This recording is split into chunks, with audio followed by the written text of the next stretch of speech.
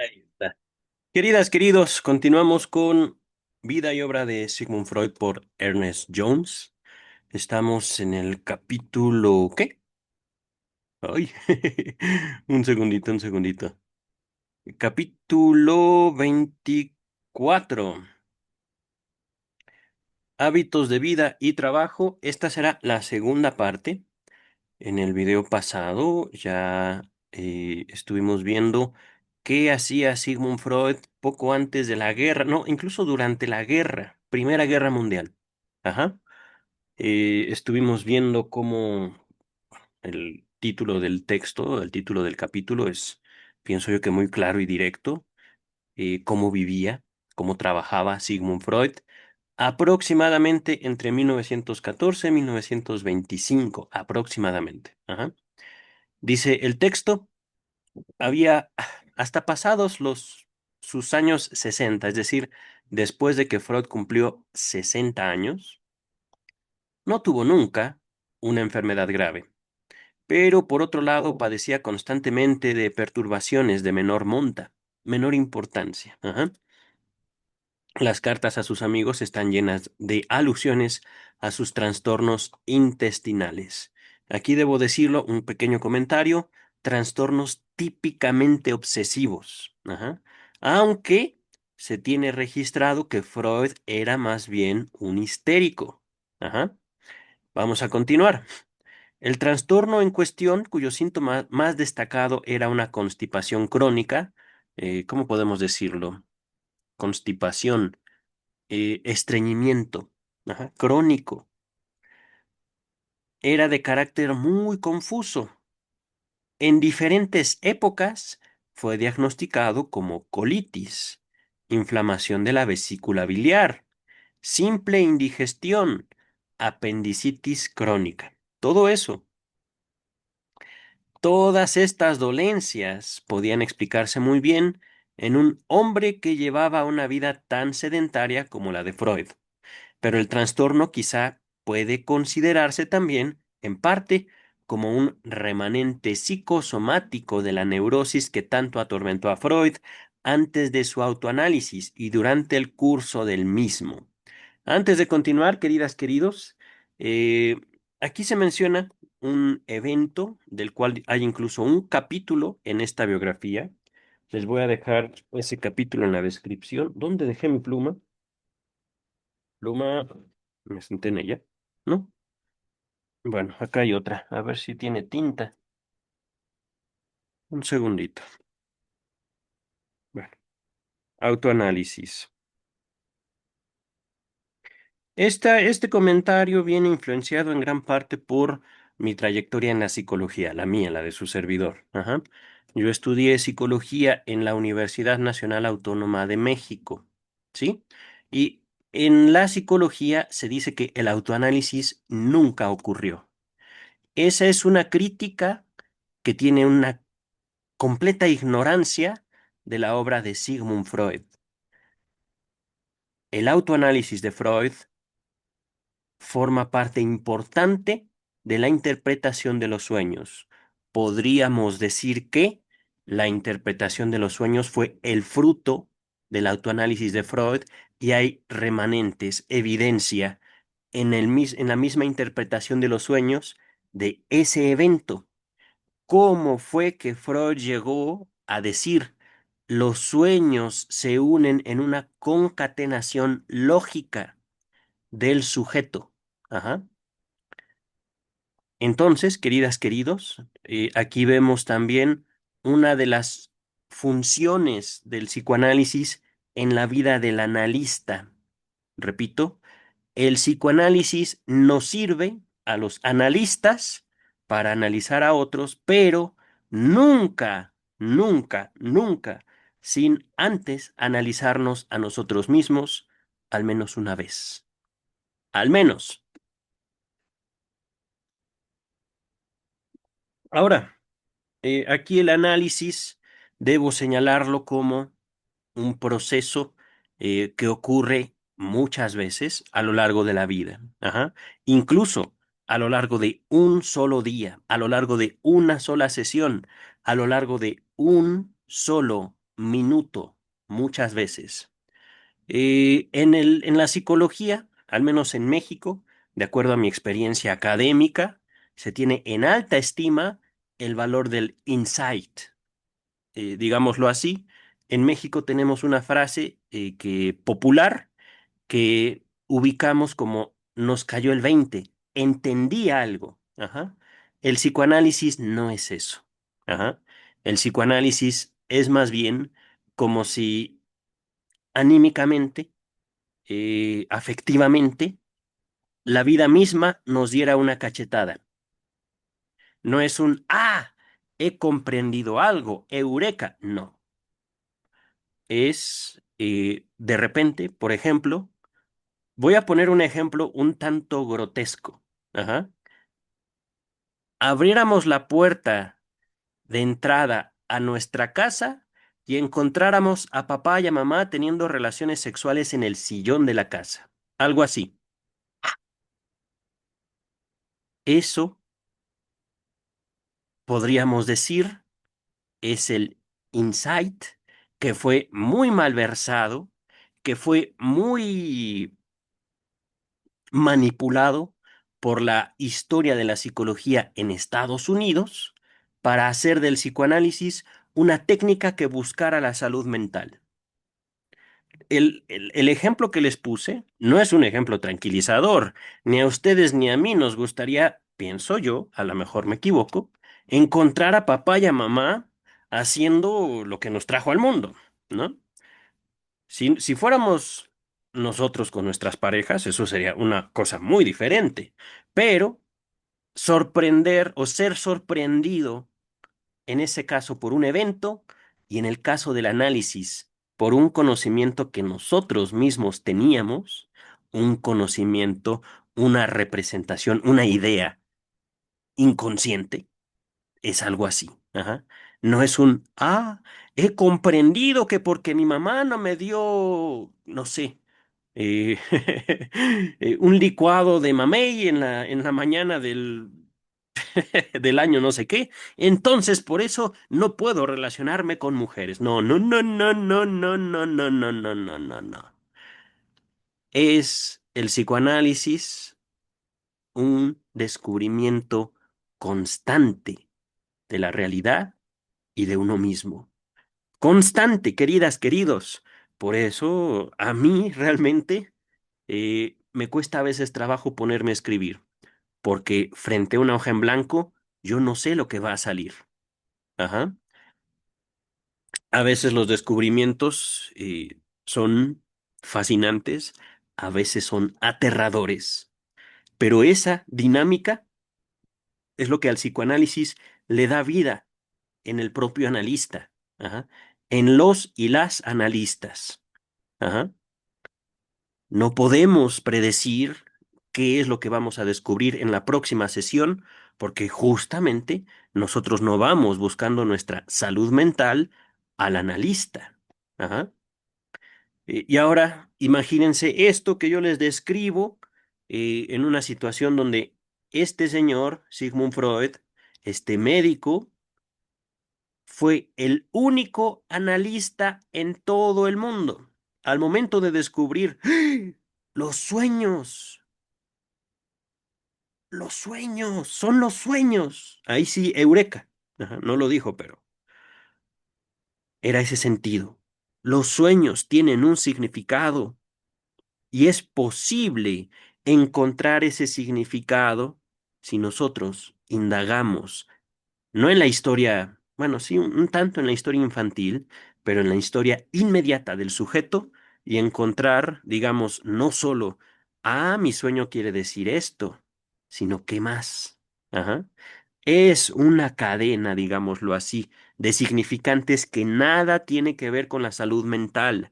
Es una cadena lógica que no nos va a llevar a la tranquilidad, a la paz, a la hermandad los unos con los otros. No, no, queridas, queridos, es eso lo que nos da vida.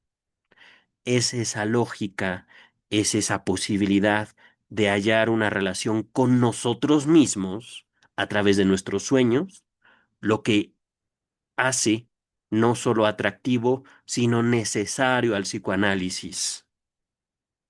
Ajá. Mi testimonio, por supuesto, ustedes podrían decir, no, no, no, yo quiero salud mental. Bueno, síganle. Ustedes van a ser responsables de sus deseos aunque no lo quieran. Ajá. Yo no podré evitar responsabilidad, bueno, que ustedes soporten su deseo. Ajá. Si quieren salud mental, les anticipo, es como querer salvar al mundo de ellos mismos, de ellos, no de ustedes, no, ustedes están bien porque quieren salvar al mundo. Ah, ok, pues felicidades y lo mismo le pasó a un judío, no fue a Freud, que fue crucificado hace un poco más de 2000 años, queridas y queridos. Salvando al mundo, espero yo que el mundo no se los coma. Pero esta no es una intervención salvadora, ciertamente. Yo tengo mi vida, allá ustedes y la suya, y pues ahora sí, literalmente que Dios los bendiga, ¿no? Entonces, queridas y queridos, a Freud su autoanálisis le permitió dinamizar sus dolores de cabeza, su histeria, sus dificultades al caminar. Ajá. Su propio autoanálisis le permitió modificar la relación que tenía consigo mismo y, hasta cierto punto, la relación que tenía con los demás. No para hacerse mejor, simplemente ser diferente. Ajá. Eso es, digamos, una de las peores críticas que se le puede hacer a la salud mental, que no tiene un fin específico. Si estamos felices, somos eufóricos. Si estamos tristes, somos depresivos. Si somos hombres, somos machistas. Si somos mujeres, somos feministas. Y el punto es eliminar la violencia, porque la violencia está mal, mal, mal, mal, mal, mal. Bueno, ok. ¿Y eso no es violencia? Claro que sí. Pero esto es simplemente una introducción a una crítica a la salud mental. Podríamos, y de hecho en algún momento llegaremos a hacer un estudio de cada condición psiquiátrica. Ajá. Pero todo en su momento, queridas, queridos. Ahorita estoy trabajando en un texto sobre ciencia que quiero hacer de un curso. Es decir, quiero transformar ese texto en un curso y publicarlo aquí y allá y en donde se dejen todos, ¿no? Pero en cuanto a lo que ocurría en la vida de Freud a partir de su autoanálisis, no solo vemos a un conjunto de médicos, la mayoría de ellos judíos, que decidieron apropiarse del conocimiento que el mismo doctor Freud había fundado, seguirlo en su práctica y también someterse ellos mismos a una disciplina que en todos terminó transformando su vida, ajá, para bien y para mal. Ese es un punto. También importante de la salud mental, podríamos decir, la salud mental es el sustituto histórico de la bendición religiosa, pero una bendición no viene sin un costo, ajá. Y no es un costo económico, queridas y queridos.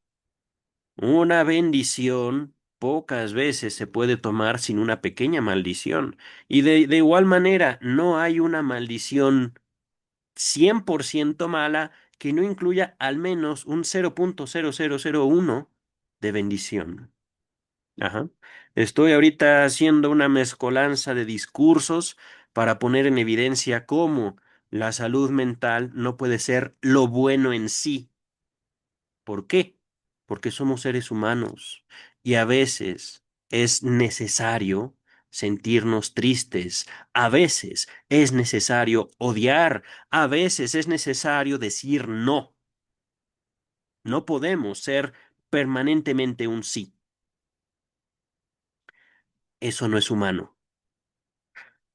Pero, queridas, queridos, todo esto es fruto de mi análisis, todo esto, bueno, del fruto de mi análisis y de mi estudio del doctor Freud, todo esto es fruto de mi vida. Ajá.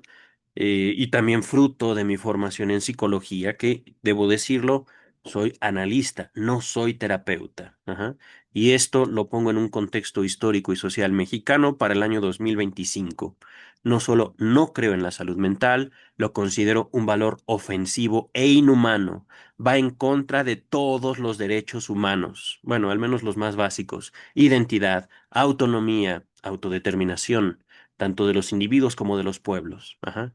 Es la salud mental un valor ahistórico, es decir, es un, tú tienes que obedecerme porque yo soy la autoridad. Yo soy bueno. ¿Por qué? Porque soy médico, psiquiatra, psicólogo, terapeuta, coach, etcétera, etcétera, etcétera, etcétera. Y así la ciencia quiere sustituir a la religión, pero valores positivistas. Estúdiese Auguste Comte. Regresamos al texto. Ha sido un comentario bastante extenso este. Dice el texto: había también algunas otras molestias físicas, estamos hablando de enfermedades de Sigmund Freud, tales como una buena dosis de reumatismo, dolores en las articulaciones.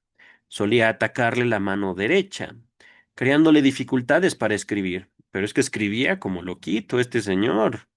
No es cosa de sorprender tampoco en un hombre tan afecto al uso de la pluma, claro, que sufriera de vez en cuando de calambre de los escritores. Imagínense, ¿qué dirían de el uso del mouse? Sufrió también durante toda la vida una seria hemicrania y de repetidas infecciones sinusales en la nariz, ajá, canales nasales, a lo cual se agregaron en los últimos años molestias prostáticas en la próstata. ¡Auch! Durante toda su vida preocuparon a Freud perdón, durante toda su vida preocuparon a Freud pensamientos sobre la muerte. Se trataba de reflexiones sobre su significado, temores de muerte y más tarde el deseo de que ésta llegara. Fíjense que esto es curioso, queridas, queridos. Hay algo que he observado en cuanto al deseo de muerte. Los jóvenes, por lo general, no piensan en la muerte. Yo mismo, dentro de mi propia vida, cuando aún siendo un adolescente, un hombre joven, un adulto joven, moría un familiar, un amigo mío, y no lo entendía. Para mí simplemente no estaban. Ajá. Digo, se aproxima mucho a una noción infantil de la muerte. Conforme conocemos a más gente, conforme estamos cerca, nos encariñamos de más gente, eh, nos hacemos familias, nos hacemos hijos, tenemos el deseo de ver la vida en ellos, tenemos miedo a la muerte. Pero no solo lo he visto en Freud, en su obra, conforme nos acercamos no solo a la vejez, sino ya a lo que sabemos son nuestros últimos días, he encontrado el deseo de muerte en personas, digámoslo así, de edad avanzada. Ajá. Quiero descansar, dicen ellos y ellas. Ajá. Ya no me lo tomes a mal, no me voy a hacer daño, pero ya estoy aburrido, estoy cansado. La vida no me depara sorpresas, etcétera, etcétera, etcétera. Ajá. Por supuesto, otra observación, cuando estaba ocurriendo esto, no hay registros, o al menos no tengo memoria de esos registros, de que ya existiera la tanatología. Ajá. Y ciertamente un deseo de muerte, este es el objetivo de mi comentario, puede ser totalmente natural, conforme nosotros mismos hayamos tenido un contacto incluso satisfactorio con la vida misma. Ajá. Hayamos visto a nuestros hijos crecer, tener nietos, conforme nosotros hayamos alcanzado o no dinero, fama, poder, casas, bienes, coches, lo que ustedes quieran. Ajá. Entonces, esto para simplemente señalar, la humanidad tiene una relación afectiva, lógica, libre con la muerte. Y eso, queridas, queridos, es natural. No podemos evitar hablar de ella. Ajá.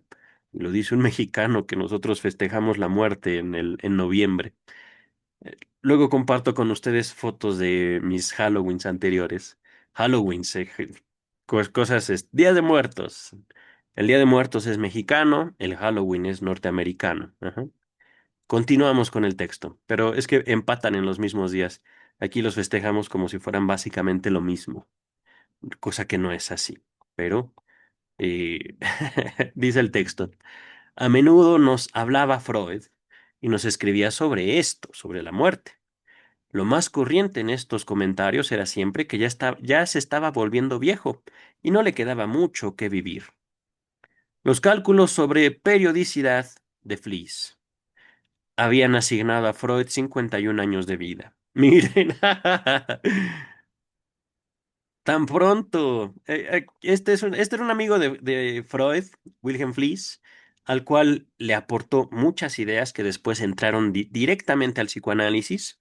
Eh, yo les recomendaría, les dejo en la descripción, el proyecto de psicología para neurólogos. Ajá. Ahorita lo estamos leyendo en la traducción de Luis López Ballesteros. Se los dejo, les dejo las dos traducciones. La de Ballesteros la van a encontrar incompleta, pero la estamos haciendo a detalle. Ajá. E incluso comparándola con la de Amor-Rortu. Ajá. O de, ¿cómo se llama? Ah, se me olvidó. No es Lionel Richie, ese es un cantante. James Strachey. Ajá.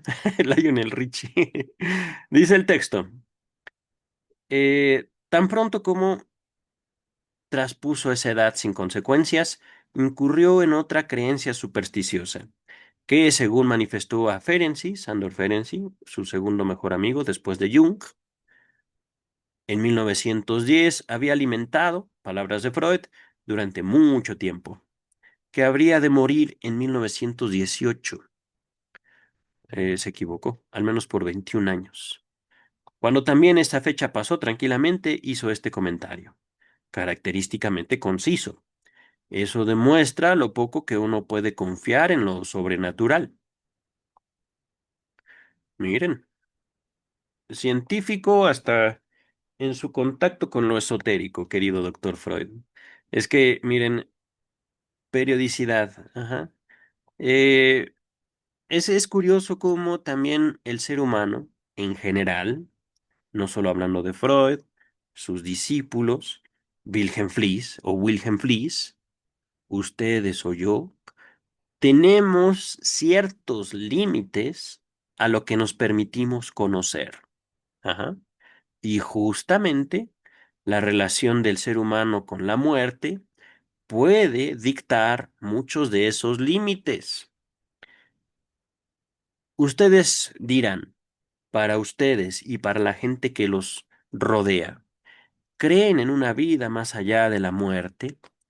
¿Creen en alguna religión? ¿Tienen alguna práctica esotérica o al menos una superstición? Una pequeña oración que dedican a Dios, al universo, a la vida. Ajá. Cada mañana que ven salir el sol, etcétera, etcétera, etcétera. Ajá. Hay un algo más allá de nuestra no solo conciencia, sino de nuestro conocimiento y perspectiva. Ajá. Eh, hablando de, por ejemplo, la adivinación, ¿no?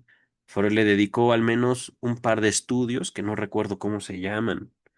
Eh, estaba hablando Freud, por ejemplo, de telepatía. Ajá.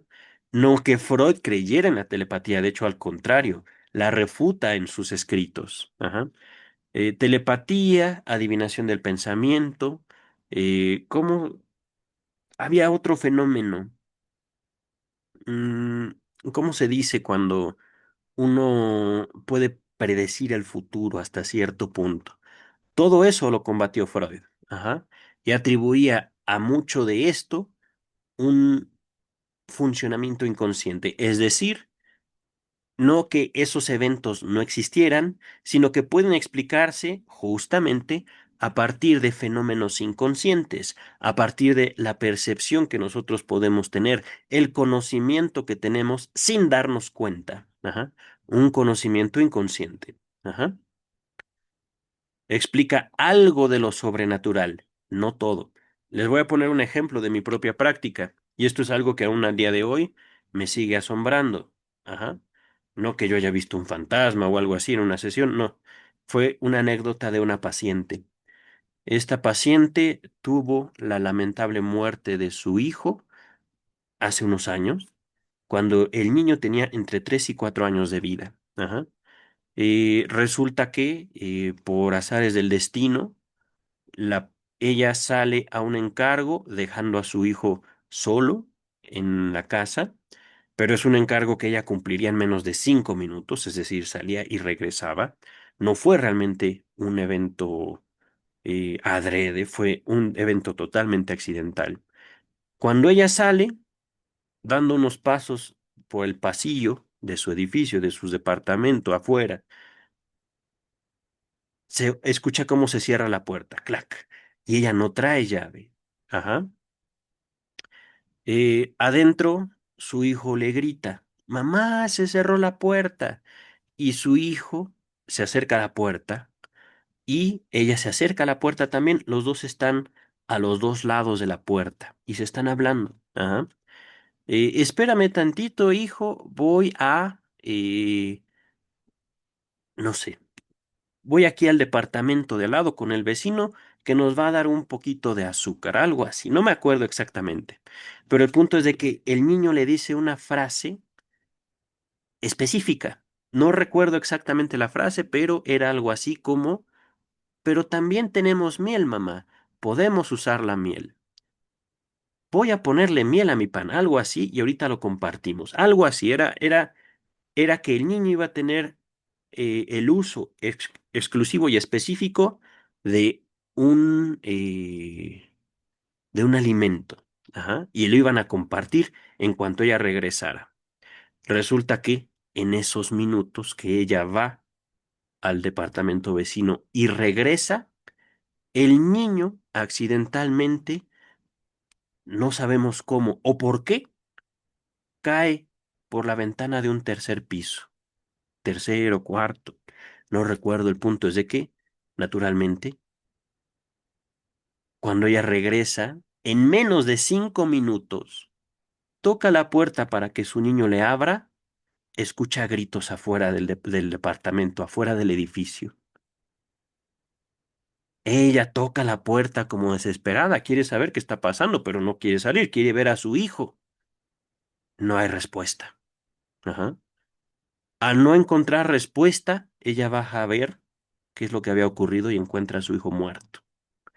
Una gran tragedia que carga esta mujer durante muchos años, hasta que ella llega a un brujo quien no solo le lee las cartas, no solo habla con ella, sino que también establece una sesión espiritista con ella y le dice ese brujo exactamente las mismas palabras que su niño le había dicho antes de que se separaran en la puerta.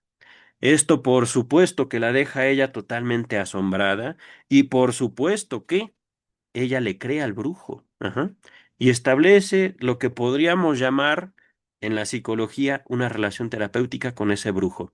Relación no sexual, es decir, el brujo le ayudó con su pérdida. ¡Un brujo! Queridas, queridos, ¿tenía preparación en psicoterapia? No. ¿Tenía preparación en psicoanálisis? Tampoco. Pero justamente esta clase de eventos, esta clase de detalles, son los que recibe un analista y esta clase de trabajo también es el que se hace, no para decirle, es usted una tonta porque creyó en el brujo. No, no, no, queridas, queridos. Hay cosas que como analistas no entendemos. Hay cosas que ocurren muy sencillas y que nos dejan con la boca abierta. Ajá. Esta mujer, después de su análisis, se sintió muy bien. Se sintió diferente, otra. ¿Y ustedes creen que yo les dije, tiene que dejar de creer en lo sobrenatural, tiene que dejar de ver a ese brujo? Claro que no. ¿Yo qué gano con eso? Al final, ¿por qué no?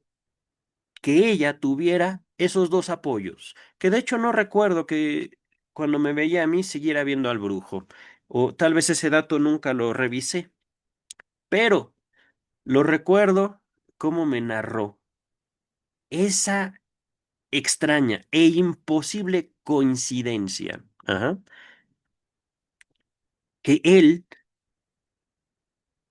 teniendo una separación de tiempo y distancia, el brujo, supiera exactamente las últimas palabras de su hijo.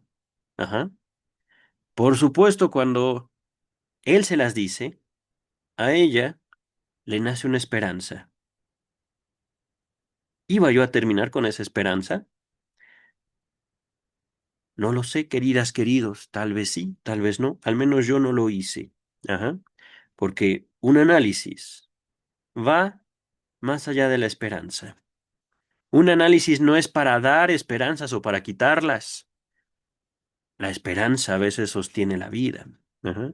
A veces el mismo sostenimiento de la vida puede impedir que la vida se transforme, porque queremos sostenerla de una determinada manera. Ajá.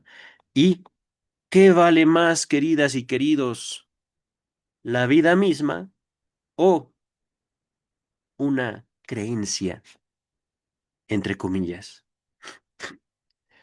Miren, este texto me ha convocado más que otros de la misma biografía de Freud. eh, Pero continuamos. Que yo recuerde, avanzamos más de lo que creía y tenemos tiempo. Dice Jones, las vacaciones representan ciertamente una vida muy distinta para Freud. Permítame un segundo. Voy a buscar esos textos sobre Freud y en relación al el ocultismo, digámoslo así, telepatía y otras cosas. Se los dejo en la descripción. Y ahorita podría yo hacer un análisis de mi paciente, pero no es el punto. Además, ya no veo a esa mujer como paciente ni de ninguna manera. Eh, Continuamos con el texto. Las vacaciones representan ciertamente una vida muy distinta para Freud, en el momento mismo de tomar el tren que lo alejaría de su odiada Viena. Seguramente habrá más de un suspiro de alegría y de alivio. Yo no sabía que odiaba a Viena, querido doctor Freud. Durante muchos meses, a menudo ya desde enero, había discusiones en la familia y con los amigos acerca del lugar más atrayente para el próximo veraneo. A menudo solía hacer expediciones exploradoras durante la Pascua y enviaba entonces divertidas descripciones a la familia. Todos ellos eran peritos en la materia. Y por otra parte, las exigencias eran muy específicas. Una casa cómoda en la que no faltara una habitación apropiada para escribir si Freud se sentía inclinado a ello.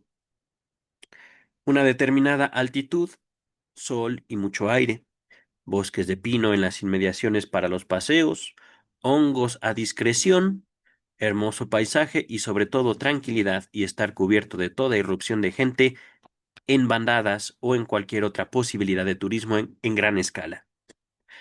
Antes de la guerra, solía llevar Freud en sus vacaciones un traje tirolés con tiradores o tirantes, supongo, bien visibles, shorts, pantalones cortos y un sombrero verde con un pequeño Hamsbart, no sé qué sea eso, borla de gamuza, ok, jamás lo había escuchado, que pendía a un costado, un sólido bastón y en los días lluviosos una capa fina afelpada completaba el equipo. Más adelante esto fue reemplazado por un abrigo de repuesto y más tarde aún por una larga chaqueta gris. Mm. En su juventud Freud solía divertirse jugando a los bolos, pero su ejercicio consistía principalmente en largas caminatas.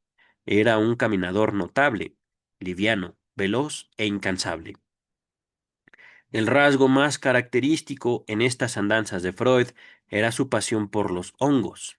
especialmente por descubrirlos. Tenía un impresionante olfato para adivinar los lugares en que podía haberlos, e incluso solía señalarlos viajando en tren. ¡Wow! En las expediciones que emprendían, con ese fin solía separarse a menudo de los hijos, los que entonces ya no dudaban de que pronto habrían de oír el grito que denotaba el éxito. En ese momento él se deslizaba silenciosamente hasta el lugar y súbitamente se abalanzaba para capturar el hongo, como si se tratara de un pájaro o de una mariposa. Otra de sus aficiones era la inacabable búsqueda de flores silvestres raras y la posterior clasificación de las mismas, cuidadosa y con todo el tiempo necesario.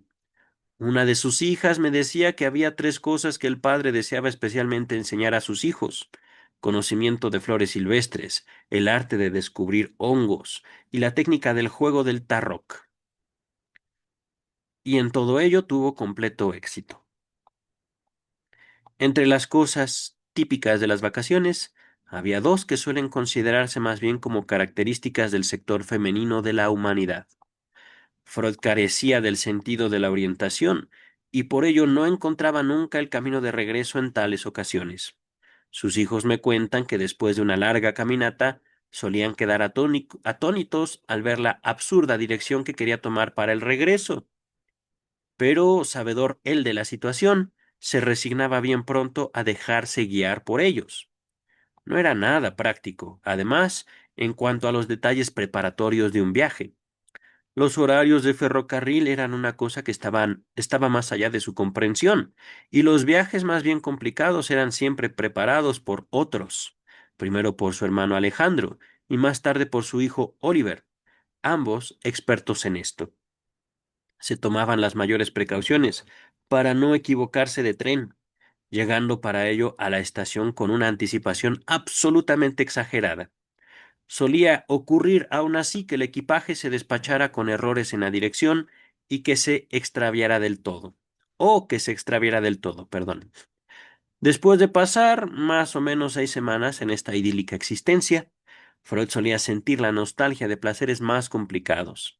Esto significaba casi siempre un viaje a Italia, que raras veces solía hacer sin ninguna compañía. No es mucho lo que cabe decir acerca de los hábitos de Freud en cuanto a escribir se refiere, a juzgar por lo mucho que escribió o por la correspondencia. Debe haber tenido la gran afición al acto físico de escribir, cosa que hacía siempre a mano. En los últimos años, después de cumplidos los 70 años, admitió cierta ayuda de parte de su hija menor. Freud no poseía el arte mercenario de obligarse a sí mismo a escribir tantos o cuantos centenares de palabras por día. Su forma de redactar tenía más de la cualidad irregular del poeta. Podía pasar semanas e incluso meses sin sentir la necesidad de decir algo, pero de pronto llegaba cierta ansia de creación, una especie de moderado y doloroso trabajo de alumbramiento. Ahí sí lo entiendo. Un esfuerzo de escribir por lo menos 2 o 3 frases al día y finalmente el estallido. Oh, la ruptura de todas las vallas, que era cuando un ensayo importante quedaba terminado en pocas semanas. Pero, al hablar de pocas semanas, no nos referimos a un trabajo continuo. Significaba, por el contrario, exprimir presurosamente las muy contadas horas de que podía disponer al final de una jornada de intenso trabajo. Sus mejores producciones eran siempre precedidas por una creciente indisposición y diversos síntomas de malestar general. Cuando, como ocurrió a veces, se hallaba en un estado de perfecta salud y con el ánimo eufórico, no era el caso de escribir absolutamente nada. Había otro motivo que le impulsaba a escribir tanto, aparte, por supuesto, de los de orden científico. A mí me explicó esto mismo diciendo que al escuchar e incorporar tantas cosas a lo largo del día, engendraba la necesidad de expulsar algo, de cambiar la actitud pasiva y receptora por otra de tipo activo y creador. Ujú. Las vacaciones de verano constituían a menudo un periodo de germinación de ideas nuevas, resultado a distancia, a no dudar, de las numerosas impresiones recibidas de sus pacientes en los precedentes. Ahí dice procedentes meses de labor. Debe ser precedentes, aquí debe ser un error. De este modo, al volver a Viena en el mes de octubre, solía encontrarse por lo común en un estado de ánimo apropiado para sumergirse en el trabajo. Aquí, por ejemplo, queridas, queridos, el psicoanálisis, al contrario de la psicoterapia, es eminentemente pasivo. Nosotros no buscamos salud mental. Nosotros recibimos un discurso, digámoslo así. No el nuestro, no el de los teóricos, el de los pacientes, el de los analizantes. Ajá. Y a partir de ello dinamizamos. Pero a veces el paciente no requiere, digámoslo así, eh, palabras de nosotros. Simplemente dese cuenta lo que está diciendo. Esto significa esto otro. Para usted y para otros, por ejemplo, ¿no? Vamos a regresar al texto. Tenía la creencia Freud, que comunicó a Ferenczi en 1913, de que sus mejores trabajos los realizaba periódicamente cada 7 años. Esto era evidentemente un remanente de su creencia en las leyes de periodicidad de Wilhelm Fliess. Creo que ya para estos días, para este tiempo, 1913, Fliss había muerto, no recuerdo, pero llegaron un momento, digamos, de su relación de amigos a separarse ya de manera definitiva. Creo que también hay un capítulo de el periodo de Fliss. Se los voy a buscar y se los dejo en la descripción. Dice el texto, a fin de cuentas, el trabajo, sea de una índole u otra, era la cosa obligada para Freud. Una vida de ocio le habría resultado insoportable. Palabras de Freud: una vida sin trabajo de ningún modo podría parecerme agradable. Imaginación creadora y trabajo son cosas inseparables para mí. Ninguna otra cosa me encanta. El secreto de la felicidad podría estar encerrado en esta fórmula, a no ser por la terrible idea de que la capacidad de creación de uno depende íntegramente de estados de ánimo. ¿Qué puede hacer uno cuando las ideas dejan de fluir y las palabras apropiadas no acuden? Es imposible dejar de temblar ante esta posibilidad. Es por esto que, a pesar de que a un hombre firme y enhiesto, no sé qué es eso, le sienta el manifestarse conforme con el destino, yo imploro secretamente nada de enfermedad, nada de paralización de la capacidad productiva a causa de un mal físico. Moriremos con la amargura puesta, como decía el rey Macbeth. ¿Qué es enhiesto? No lo sé, no conozco esta palabra. Cuando dice le sienta, le acomode, se sienta cómodo, se sienta bien. Ajá. Ahora, permítame un segundo. San Google, vamos a ver. Pa. Voy a escribirlo porque no estoy seguro incluso que lo esté pronunciando bien. Enhiesto. En y esto. Enhiesto. Significado. Dice la Real Academia Española. Levantado, derecho. Del latín infestus. Levantar en alto, poner derecho, levantar algo, levantar gente de guerra, en estar. Ajá. Ok, ok, bueno, no recuerdo esa palabra, nunca la había usado o leído antes. Dice el biógrafo, Ernest Jones, habría sido afectación de parte de Freud, cosa que en él nunca sería posible el negar la evidencia de que, luego de muchos años de haber sido ya conocido, había llegado, después de la Gran Guerra, Primera Guerra Mundial, a ser realmente famoso. En otras palabras, Freud nunca, nunca, nunca, nunca, nunca, nunca quiso ser famoso. Y ahí está una tremenda sabiduría, queridas y queridos. En el día en el que nosotros, Dios no lo quiera, seamos famosos, y cuando hablo de nosotros, los incluyo a ustedes, seamos virales, como se dice hoy, perderemos gran parte de nuestra vida, ¿cómo se dice? Privada, nuestra privacidad. Ajá. Pasaremos a formar, digámoslo así, una parte, aunque sea minúscula, de la historia. Y eso hay gente a la cual le cuesta la familia, la comodidad, la economía, la salud. Ajá. Cuidado con los deseos, cuidado con lo que desean, queridas y queridos. Dice el texto. Lo aceptaba como un simple hecho, y naturalmente le alegraban las señales del creciente reconocimiento de sus trabajos, pero nada hizo para alcanzar la fama. La consideraba una consecuencia incidental de su labor, que obedecía a su vez a otros motivos. Ese es el punto, queridas, queridos. Les he hablado en este video sobre salud mental y que no hay salud mental sin un costo que tal vez nadie quiera pagar. No estoy hablando de dinero, estoy hablando de libertad, estoy hablando de autonomía, estoy hablando de criterio propio. Ajá. Ser famoso es acercarse al deseo de muerte de las masas.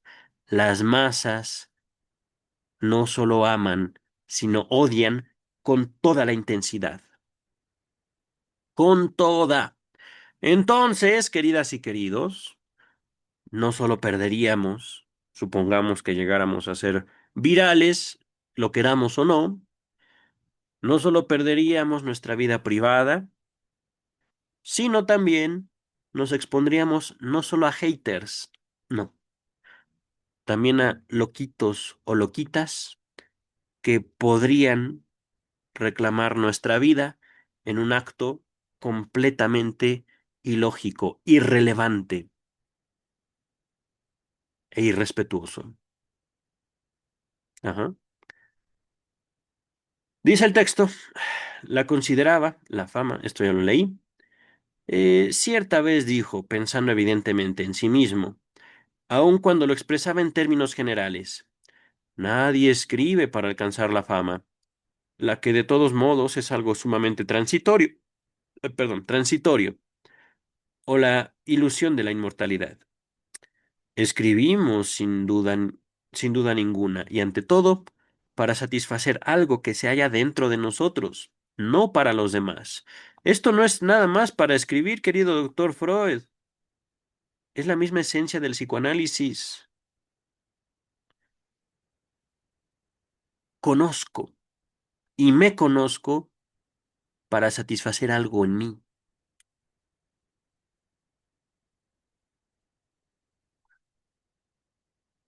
El conocimiento es eso.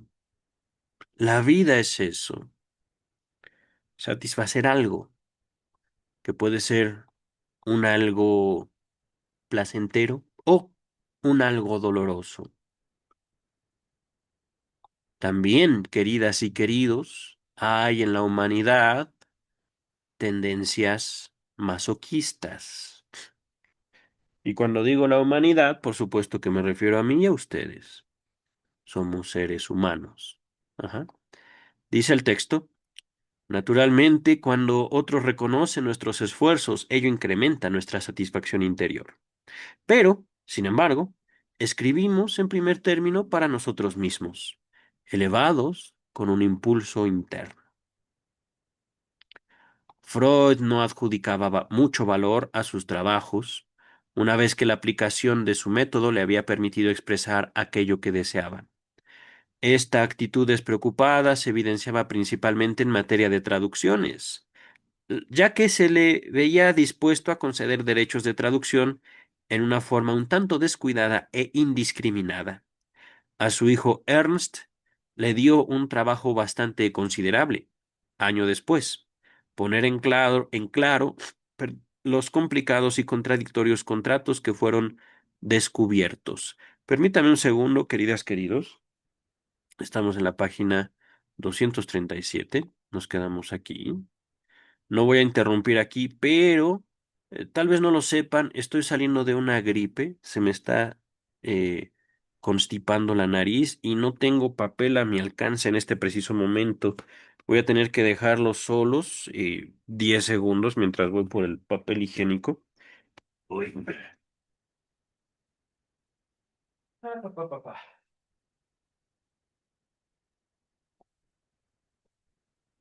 Sí, lo sé, Poli. Uf, ya no nos falta mucho. Ah, ahí está. Uy, ¿qué es esto? Es mi celular.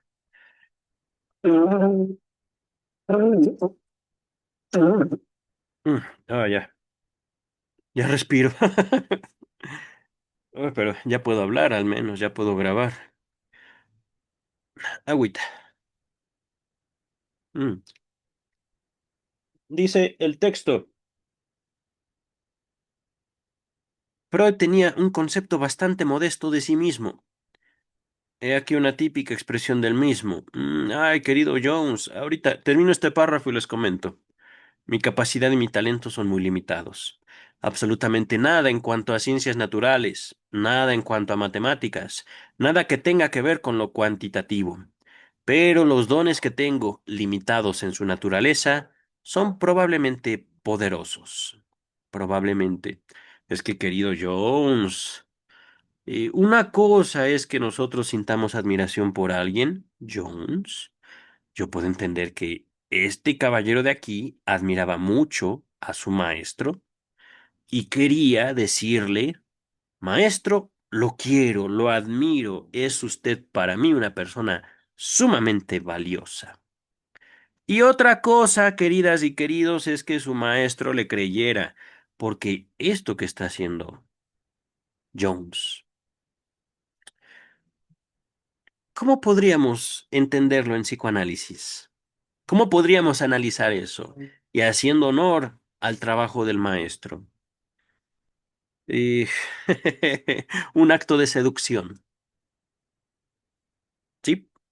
Seducción no necesariamente tiene como objetivo establecer comercio carnal, comercio coital, una relación sexual.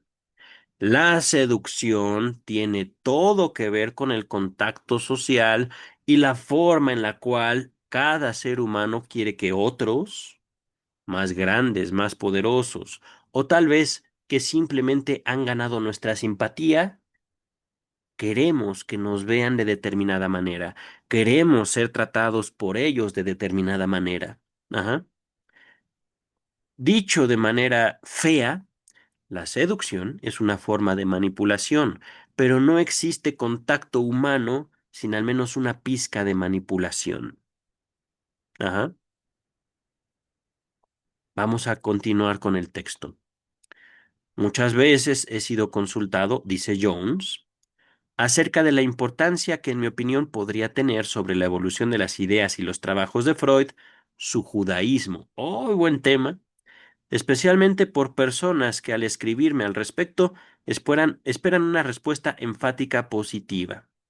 Este factor tenía indudable importancia en un aspecto al que el mismo Freud se refirió frecuentemente: la hereditaria capacidad de los judíos de resistir y mantener su posición en la vida frente a la oposición y la hostilidad que los rodeaba o los rodea, era evidentemente pronunciada en Freud, es decir, una especie de carácter confrontativo. Ajá. Lo estoy describiendo de otra manera. Ajá. Resistencia, pero no en el sentido de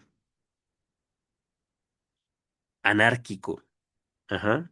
Es más bien una defensa. Dice el texto, ¿quién, hablando de Freud, indudablemente tenía razón al atribuir a esto la firmeza con que había sostenido sus convicciones? sin amilanarse, es decir, decaer, sin eh, bajar los brazos. Supongamos, estamos en una convivencia y alguien se decide atacarnos. Nos defendemos. Ajá. Sin bajar los brazos. Ujú. Ante la oposición general a sus convicciones, a sus ideas. Otro tanto puede decirse de sus partidarios, que en su mayoría eran judíos. Cuando estalló la tormenta de la oposición al psicoanálisis en los años que precedieron a la Gran Guerra, hablamos de 1910 a 1914, los únicos no judíos que sobrevivimos a la misma fuimos Binswanger, Oberholzer, Feister y yo, que por cierto, ahorita estamos viendo a mis espaldas el comité, ajá, los discípulos y algunos amigos más cercanos a Freud que se propusieron acompañarlo, estar cerca de él, ayudarlo a administrar el movimiento psicoanalítico que iba creciendo después de la separación con Carl Gustav Jung, quien básicamente traicionó a Sigmund Freud, ajá, y lo atacó directamente, directa e indirectamente, el Judas del psicoanálisis, Jung. Entonces, queridas, queridos, aquí a mis espaldas no tenemos a ninguno de estos, excepto a Jones, ajá, y yo. Está escribiendo Ernest Jones. Mm, en una de las fotografías que he mostrado, que ahorita no quisiera yo cambiar porque me tomarían unos minutos, aparece Feister en medio. Era un... Ah, no es cierto. No recuerdo si es Feister o es alguien más, pero Feister era un pastor, digámoslo así, un sacerdote protestante, ajá. Un pastor protestante, una autoridad eclesiástica en una iglesia, digámoslo así, cristiana, evangélica, protestante, ajá. Y fue un gran amigo de Sigmund Freud. Dice el texto. Freud creía que la inevitable oposición a los asombros y nuevos descubrimientos del psicoanálisis se veía considerablemente agravada por prejuicios antisemitas. En eso sí estoy de acuerdo. Escribiendo a Abraham sobre los primeros signos de antisemitismo en Suiza, decía: creo que los judíos, si queremos cooperar de algún modo con la otra gente, tenemos que desarrollar una pequeña dosis de masoquismo y estar dispuestos a soportar cierto grado de injusticia. No hay otra manera de cooperar y trabajar juntos. Puede usted tener la seguridad de que si yo me llamara Overhuber, mis ideas nuevas, a pesar de todos los otros factores, habrían encontrado mucho menos resistencia. Yo creo que sí es verdad. Aquí también pienso yo que, miren, es que el psicoanálisis, hablando de bueno y malo, adquirió el poder de encontrar vida afuera de las universidades justamente por la característica de que nació en una comunidad aislada, vigilada, atacada en la comunidad judía. Ajá. Entonces, siendo el psicoanálisis, digámoslo así, eh, una disciplina que nos acerca a eso que nosotros no queremos saber de nosotros mismos, eh, ganó fuerza con el carácter racial judío de Sigmund Freud. Ajá. Y por supuesto de sus primeros discípulos, la gran mayoría. Ajá. Dice el texto. Es difícil saber hasta qué punto es correcta esta apreciación. No lo confirma del todo mi experiencia en Inglaterra, donde hemos encontrado una resistencia, entre comillas, bastante considerable, aun cuando en los primeros 12 años no había más que dos judíos en nuestra sociedad.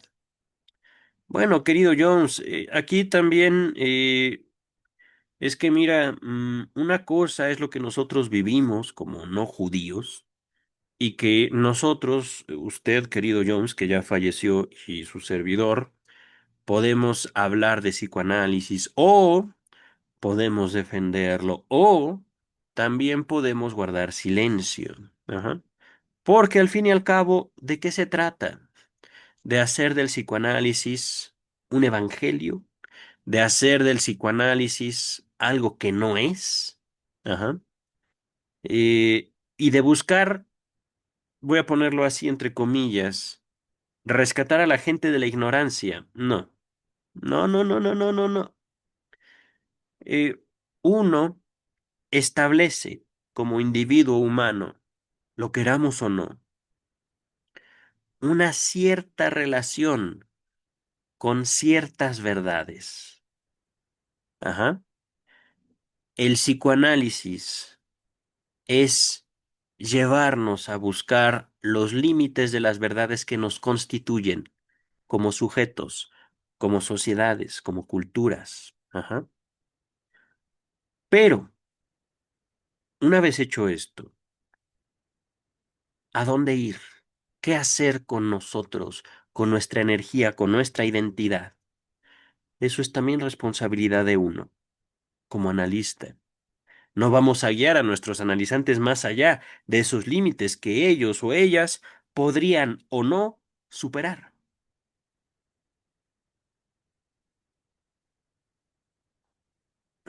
Hablando, por ejemplo, aquí se asoma, lo voy a poner así, desde este nombrecito, Feister, ujú, el mismo Ernest Jones, se asoma justamente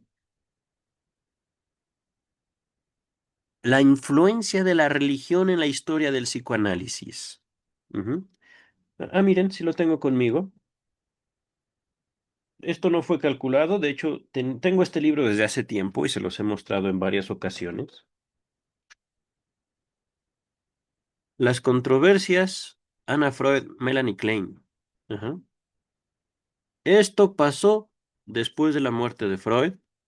Freud muere en 1931 y miren, es un libro pequeñito, pequeñito.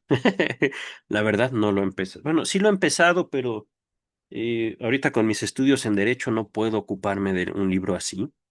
Tengo mucho que leer de muchas otras cosas y no lo he hecho. Pero eh, en el primer capítulo de ese libro que les acabo de mostrar, ponen los autores de manifiesto que al morir Freud, la escuela, el movimiento psicoanalítico se separa. Unos para seguir a la hija del maestro de una forma casi idéntica a cómo ocurrió en el Islam después de la muerte de Mahoma. Ajá.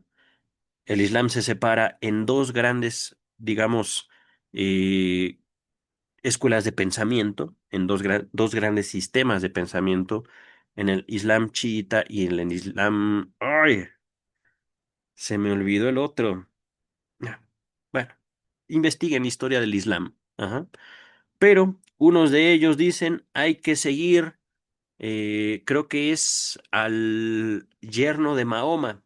Bueno, dentro del psicoanálisis hubo gente que dijo la cadena de mando va directamente a la hija de Freud. Y otros analistas dijeron no, yo me voy con Melanie Klein.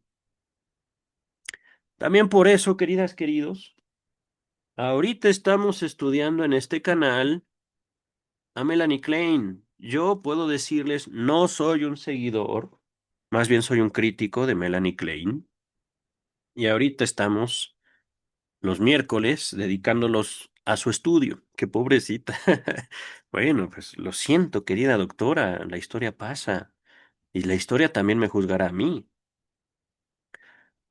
Dice el texto, ahorita regresamos. Les estaba diciendo justamente en ese libro, dice que podríamos decir Anna Freud, Melanie Klein, pero en el fondo había un problema religioso, había un problema de división con respecto a ideologías religiosas en el movimiento psicoanalítico. Ajá. Y, queridas, queridos, esto puede ser que sea de nuestro agrado o no. ¿Qué está diciendo Freud aquí? Nosotros como judíos tenemos que soportar a la otra gente. ¿A quiénes? A todos los que no son judíos. Ajá. Esto no lo puedo generalizar, no puedo decir todos los judíos también son racistas, no. Pero sí hay una distinción en el judaísmo que a ciertos judíos, los más ortodoxos, les impide relacionarse incluso comercialmente con otra gente. Ajá. Esto, por supuesto, hay también una infinidad, digámoslo así, de adaptaciones, de intensidades, de gradientes. Ajá. Habrán judíos muy amigables, habrán judíos muy abiertos y habrán judíos incluso antijudíos. ¿Me explico? Mientras que también encontraremos judíos que pueden llegar a odiar a gente que no es judía. Ajá. Hay de todo en la humanidad, queridas y queridos. Si encontramos judíos, por ejemplo, que están a favor o en contra del Estado de Israel, el Estado, no el pueblo de Israel, el Estado, ajá, encontraremos absolutamente de todo, ujú, dentro de la humanidad. Y por supuesto, dentro de eh, esas conformaciones que nos van dando identidad a todos y cada uno de nosotros. Ajá. Entonces, queridas, queridos, nos guste o no, hay, digámoslo así, un rastro de pensamiento religioso dentro y fuera del psicoanálisis que termina dándole una forma particular. Ajá. ¿Sobre qué postura tengo yo, su servidor, sobre la religión? No puedo decirme ateo, aunque tampoco practico ninguna religión. Mi problema no es con Dios. Mi problema es al definir el verbo creer. Ajá. Porque rara vez en la historia de la humanidad, muy rara vez, la creencia queda como un asunto personal, subjetivo. Por lo general, la creencia se toma, primero que nada, como una declaración y en base a esa declaración se busca dar una cohesión grupal. Es que todos nosotros somos cristianos, todos nosotros somos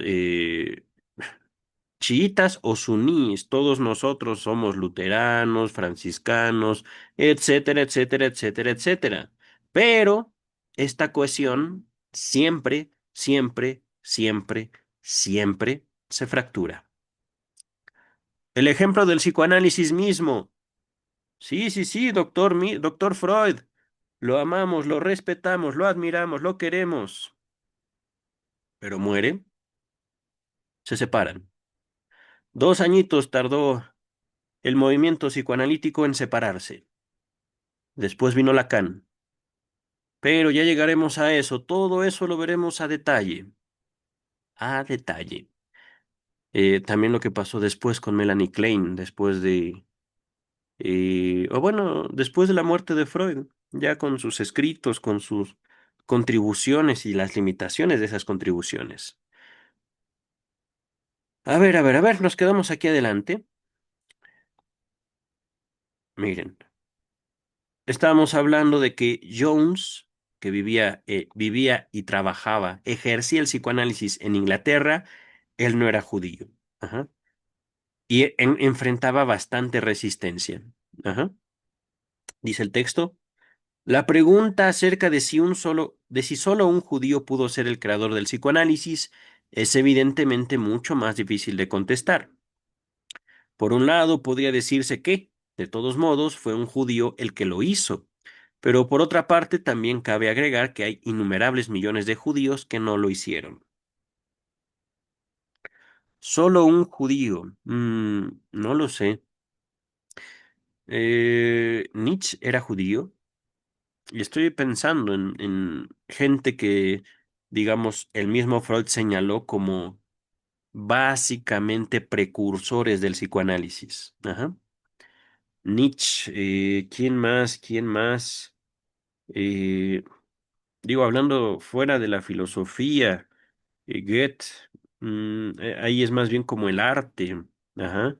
Eh, es que sí, miren, hay mucho que incluso desde la interpretación de los sueños podríamos señalar intérpretes de sueños que se acercaron mucho a una idea de la mente antes de Freud, una mente inconsciente, que no fue sino hasta Freud que él definió lo inconsciente, ajá, en cuanto a sus límites, leyes y por supuesto alcances. Ajá.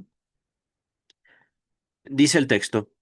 La tenacidad con que Freud sostenía sus convicciones, conquistadas a costa de duro esfuerzo, y la imperturbabilidad frente a las críticas externas, que eran, eran a menudo la simple expresión de una incredulidad nacida de la ignorancia, dieron pie a muchos adversarios para afirmar que era dogmático y cerrado, nunca dispuesto a admitir duda alguna. Es fácil demostrar, bueno, es que queridas, queridos, miren, supongamos, ¿no?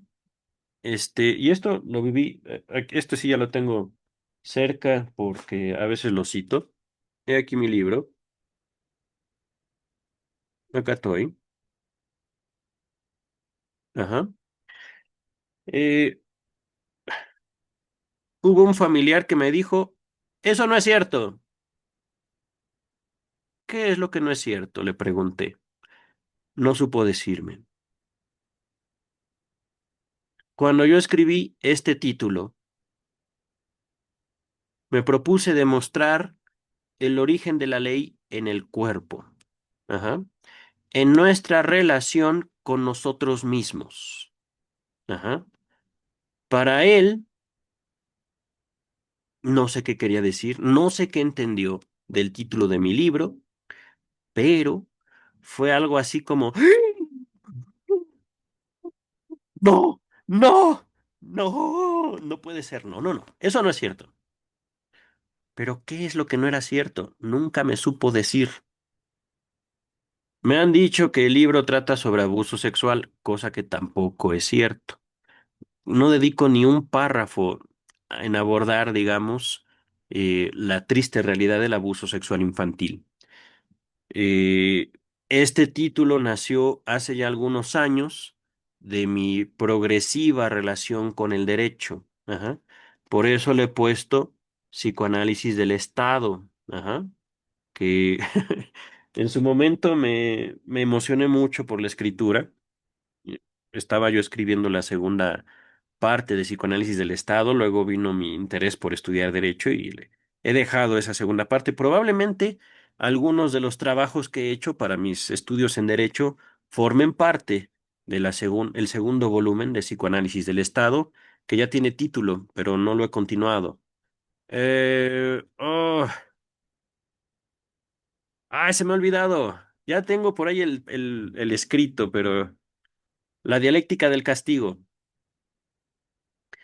Pero, queridas, queridos, la vida es la vida y tenemos que atenderla conforme la vida nos demanda, ¿no?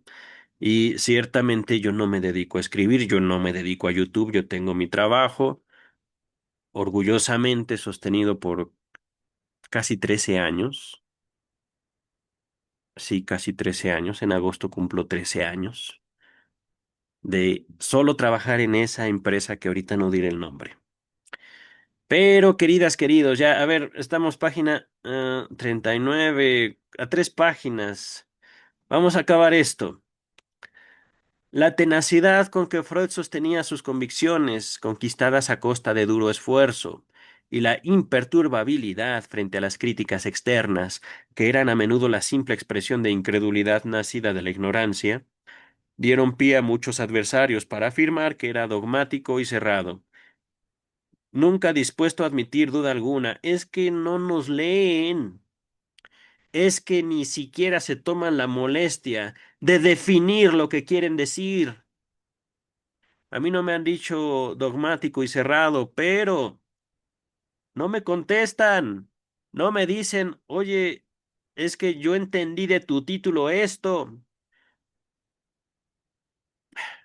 Pero, dice el texto, es fácil demostrar que esta conclusión es realmente incorrecta.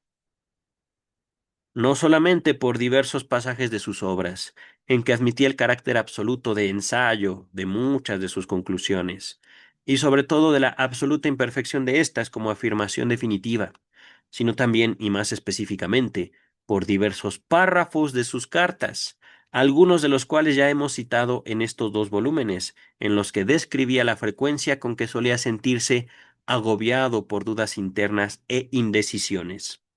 Tal como él mismo sostenía, era un crítico más severo de su propia obra de lo que podría serlo cualquier otra persona. Ujú. Es que sí, nos conocemos. Y es que esto, queridas y queridos, ser nuestros propios críticos, forma parte también del psicoanálisis. Si yo puedo verme a mí, ahí donde nadie puede verme, en mis pensamientos, aquello que yo conozco y también aquello que yo desconozco de mí, yo soy responsable. Entonces, dice el texto, Freud no dudó nunca de que su obra tenía un futuro ante sí, si bien no estaba en condiciones de prever la importancia que podría llegar a tener. Siempre se sintió estimulado por el pensamiento de que tarde o temprano la verdad de sus descubrimientos habría de imponerse. Yo también lo confío en eso, doctor. En fecha tan temprana como 1906, a propósito de la oposición de As Aschaff- Aschaffenburg, escribía: lo que lo mueve es su tendencia a reprimir enteramente lo sexual, ese factor tan impopular de la buena sociedad. Nos hallamos aquí ante la lucha entre dos mundos, y quien quiera se ubique realmente ante la vida, no puede dudar acerca de cuál de ellos será derrotado y cuál saldrá victorioso. Es que eso es algo importantísimo, queridas, queridas. ¿Ustedes creen que yo estoy en contra, por ejemplo, del conductismo norteamericano en México? ¿Ustedes creen que estoy en contra de la religión, por ejemplo?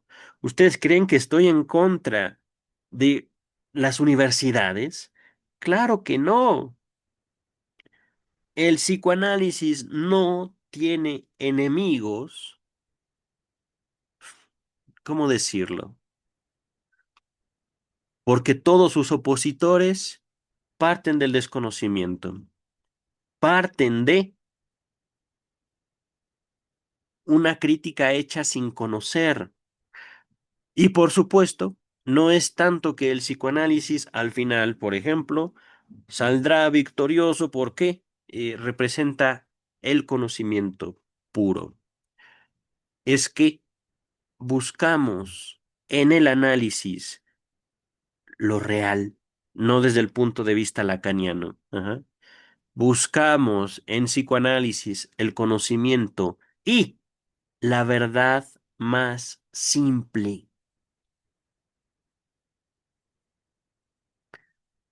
Esa transmisión es lo que ha quedado pendiente desde el trabajo de Lacan,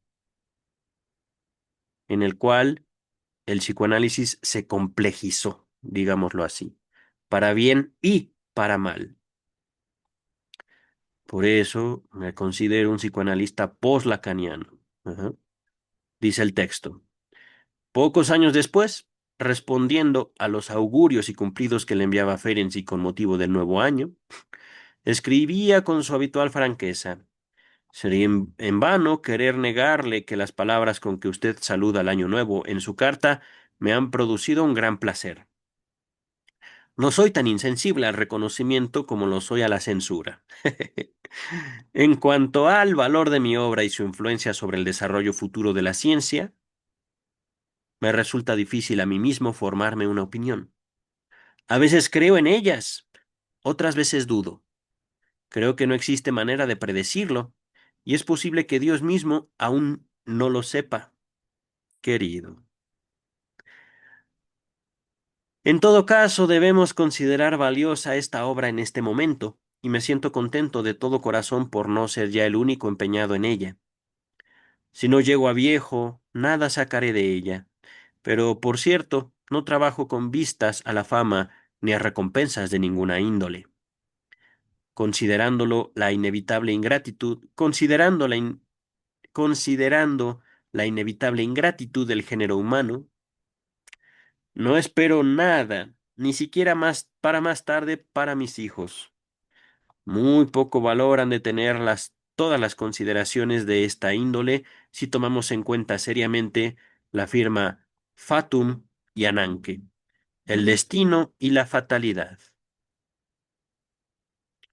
Es decir, queridas, queridos, a todos, ustedes, yo, a Freud, nos espera un solo destino y al mismo tiempo la justicia. Ajá, a todos. Dice el texto. Freud nos ofrece un juicio definitivo sobre su obra en su autobiografía. Se las incluyo, es presentación autobiográfica. Uy, se me cayó mi pluma. Presentación autobiográfica, auto B. Dice el texto, palabras de Freud, mirando atrás sobre toda esa labor de parches y remiendos que es la obra de mi vida. Puedo decir que he iniciado muchas cosas y ofrecido muchas sugerencias. Algo saldrá de todo esto en el futuro, aun cuando por mi parte yo no podría decir si será mucho o poco. Pero puedo, eso sí, manifestar la esperanza de haber abierto un sendero para un importante progreso en el terreno del conocimiento. Ujú. Ya veremos, doctor Freud, qué seré yo capaz de hacer con lo que usted hizo. Se ha dicho, y por gente bien autorizada, que se le considera un maestro de la prosa alemana, y el hecho de habérsele conferido el alto honor del premio Goethe de literatura en Frankfurt en 1930 es bien elocuente al respecto. Es decir, y esto se los dejo también en la descripción, el premio Goethe, que si mal no recuerdo, lo recibió su hija Ana, él ya estaba enfermito, tenía ya su padecimiento de cáncer. Pero Ana leyó palabras de su padre en la ceremonia. Premio Goethe. Goethe. Dice el texto, sería más correcto hablar de su prosa austriaca y no germana, ya que Freud mostraba una notoria preferencia por lo que él llamaba la bla bla bla de la manera austriaca de escribir, tan diferente del pesado alemán de los escritores más septentrionales. Eh, no sé cómo pronunciar eso, discúlpenme ustedes. A ver, reconocer texto. Esto no, no sé por qué. Yo ya tengo el Acrobat Pro, pero está sugiriendo eso. A ver, permítame un segundo. No, es que no quiero. Si no me permite copiarlo, lo vamos a dejar pendiente. Podemos reconocer, podemos pasar eso al traductor de Google y saber cómo diablo se pronuncia eso. No tengo conocimiento profundo del alemán y no me atrevo a pronunciarlo. Discúlpenme ustedes. Dice el texto. A juzgar por la extensión de su obra científica y su correspondencia, Freud debe haber manejado la pluma con mucha rapidez, pero la fluidez nunca se convirtió en ambigüedad. Por el contrario, la facilidad y la gracia de su estilo vienés solo eran igualados por la concisión de su expresión.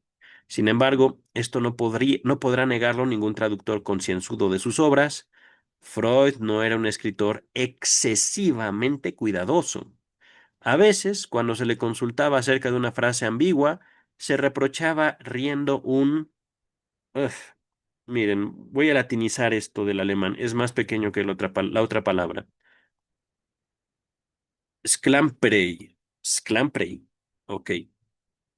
Miren. Esto de acá arriba, flexibilidad en alemán, abajo es chapucería, no sé qué es chapucer. Término demasiado duro incluso para un hombre en sentido autocrítico tan severo como el suyo. Su veloz pluma sabía de lucidez, pero también de giros elípticos. Ajá. La necesidad justamente de dar un mayor contexto, dar una mayor... eh, recorrer un mayor campo. A ver, permítame un sentido. ¿Qué es chapucería? No sé. Chapucería.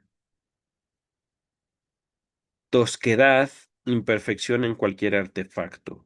Trabajo mal hecho. Embuste o mentira. Ajá. Estoy leyendo tres definiciones del diccionario de la Real Academia, ¿vale? Falta de tacto, falta de detalle, falta de perfección, podríamos llamarlo. Vamos a continuar. Tenía un vocabulario enormemente rico, pero era del tipo absolutamente opuesto al del escritor pedante por los términos que utilizaba. Cuando cierta vez le pregunté, por ejemplo, por qué escribía narcisismus con Z en vez de narcisismus con S, que sería la forma más correcta, su sentido estético se mostró más fuerte que su conciencia filológica, y replicó sencillamente, el sonido de esa palabra me desagrada. Ok, ok. Parecería que le fuera imposible escribir sin siquiera una simple frase. Parecería que le fuera imposible escribir ni siquiera una simple frase sin infundirle algo de su originalidad, elegancia y dignidad. Besitos al maestro, ¿verdad, querido? Lo mismo puede decirse de su conversación. La chabacanería, ok, le era ajena, incluso en los asuntos más triviales, y toda observación tenía que ser tajante, adecuada y precisa. Fueron estas cualidades, más la extraordinaria pureza y calidad de su prosa, lo que hizo que muchos lectores alemanes lo valoraran como escritor, tanto como otros lo han estimado como hombre de ciencia. Terminamos el capítulo, queridas, queridos. Este era el objetivo de este video, lo hemos logrado, al menos bravo para mí. Y mm, ah, mm, cada vez estoy mejor de la gripe, ya estoy en los remanentes, lo último de lo último. Están viendo el título del próximo capítulo. Lo veremos o lo comenzaremos el próximo viernes de Vida y obra de Sigmund Freud. Queridas, queridos, nos vemos. Bye.